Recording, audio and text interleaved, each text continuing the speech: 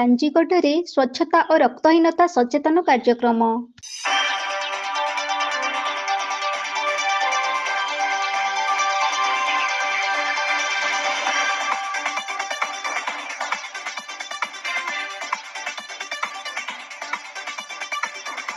ବ୍ୟସ୍ତବହୁଳ ଜୀବନ ତଥା ଆଧୁନିକତାର ଛାପରେ ଆଜି ମଣିଷ ଜୀବନ ବନ୍ଧା।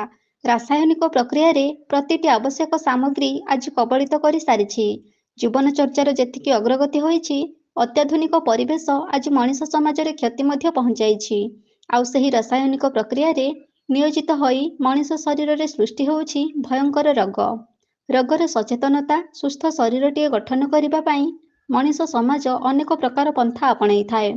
ସେହି ସୁସ୍ଥ ଏବଂ ନିରୋଗ ସମାଜଟିଏ ଗଠନ କରିବା ପାଇଁ ସରକାରୀ ସ୍ତରରେ ହେଉ କି ବିଭିନ୍ନ ଅନୁଷ୍ଠାନ ତରଫରୁ ସଚେତନତା କାର୍ଯ୍ୟକ୍ରମକୁ ଗୁରୁତ୍ୱର ସହିତ ହାତକୁ ନେଇଛନ୍ତି।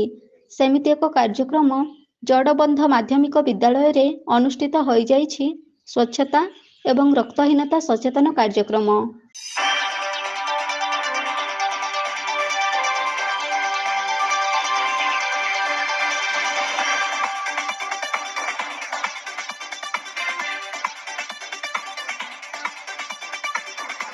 କଳାହାଣ୍ଡି ଜିଲ୍ଲା ଲାଞ୍ଜିଗଡ଼ଠାରେ ଅଗ୍ରଣୀ ସ୍ୱେଚ୍ଛାସେବୀ ଅନୁଷ୍ଠାନ ଶକ୍ତିମୟୀ ଫାଉଣ୍ଡେସନ ଏବଂ ମହାଶକ୍ତି ଫାଉଣ୍ଡେସନର ମିଳିତ ଭାବରେ ବେଦାନ୍ତ ଲାଞ୍ଜିଗଡ଼ ସହାୟତାରେ ଜଡବନ୍ଧ ମାଧ୍ୟମିକ ବିଦ୍ୟାଳୟଠାରେ ଏକ ସ୍ୱଚ୍ଛତା ଓ ରକ୍ତହୀନତା ସଚେତନ କାର୍ଯ୍ୟକ୍ରମ ଅନୁଷ୍ଠିତ ହୋଇଯାଇଛି।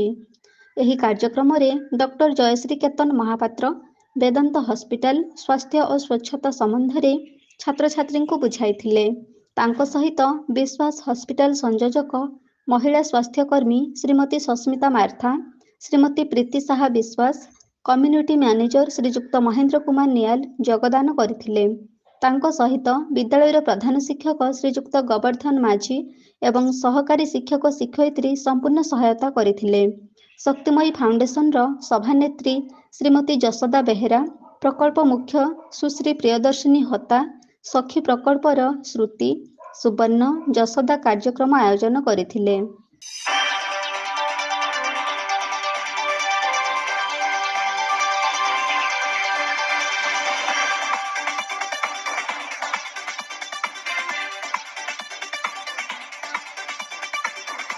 ଏହି କାର୍ଯ୍ୟକ୍ରମରେ କମ୍ୟୁନିଟି ମ୍ୟାନେଜର ମହେନ୍ଦ୍ର କୁମାର ନିଆଲ ଗୀତ ଏବଂ ନାଚ ମାଧ୍ୟମରେ ଛାତ୍ରଛାତ୍ରୀମାନଙ୍କୁ ପାଇଖାନା ବ୍ୟବହାର ଏବଂ ହାତ ଧୋଇବା ପ୍ରକ୍ରିୟା ଇତ୍ୟାଦି ସମ୍ବନ୍ଧରେ ବୁଝାଇଥିଲେ। ସର୍ବମୋଟ 90 ଜଣ ଛାତ୍ରଛାତ୍ରୀଙ୍କ ହେମୋଗ୍ଲୋବିନ୍ ପରୀକ୍ଷା କରାଯାଇଥିଲା, ଯେଉଁଥିରେ ସର୍ବାଧିକ ହେମୋଗ୍ଲୋବିନ୍ ପ୍ରତିଶତ 14.9 ଏବଂ ସର୍ବନିମ୍ନ 8.8 ରହିଥିଲା। ମଧ୍ୟମ ରକ୍ତହୀନତା ପିଲାମାନଙ୍କୁ ଉତ୍ତମ ପୁଷ୍ଟିକର ଖାଦ୍ୟ ବ୍ୟବହାର କରିବା ପାଇଁ ଡାକ୍ତର ପରାମର୍ଶ ଦେଇଥିଲେ। ଏହି ସଚେତନ କାର୍ଯ୍ୟକ୍ରମରେ 150ରୁ ଊର୍ଦ୍ଧ୍ୱ ଛାତ୍ରଛାତ୍ରୀ ଯୋଗଦେଇ ସ୍ୱାସ୍ଥ୍ୟ ସମ୍ବନ୍ଧୀୟ ଉପଦେଶ ଗ୍ରହଣ କରିଥିଲେ। ଆଗାମୀ ଦିନମାନଙ୍କରେ ମଧ୍ୟ ଶକ୍ତିମୟୀ ଫାଉଣ୍ଡେସନ ଏବଂ ବେଦାନ୍ତ ଲାଞ୍ଜିଗଡ଼ ତରଫରୁ ବିଭିନ୍ନ ବିଦ୍ୟାଳୟରେ ଏବଂ ଗ୍ରାମମାନଙ୍କରେ ଏହି ସ୍ୱଚ୍ଛତା ଓ ରକ୍ତହୀନତା ସଚେତନ କାର୍ଯ୍ୟକ୍ରମ ଜାରି ରଖିବା ସହିତ ଆଜିକା ଦିନରେ ଋତୁସ୍ରାବ ଜନିତ ସମସ୍ୟା ଅଧିକ ମାତ୍ରାରେ ଦେଖାଦେଉଥିବା ବେଳେ ଋତୁସ୍ରାବ ସମସ୍ୟା ଜନିତ ସଚେତନ କାର୍ଯ୍ୟକ୍ରମ କରାଯିବାର ଯୋଜନା ମଧ୍ୟ ହାତକୁ ନିଆଯାଇଛି।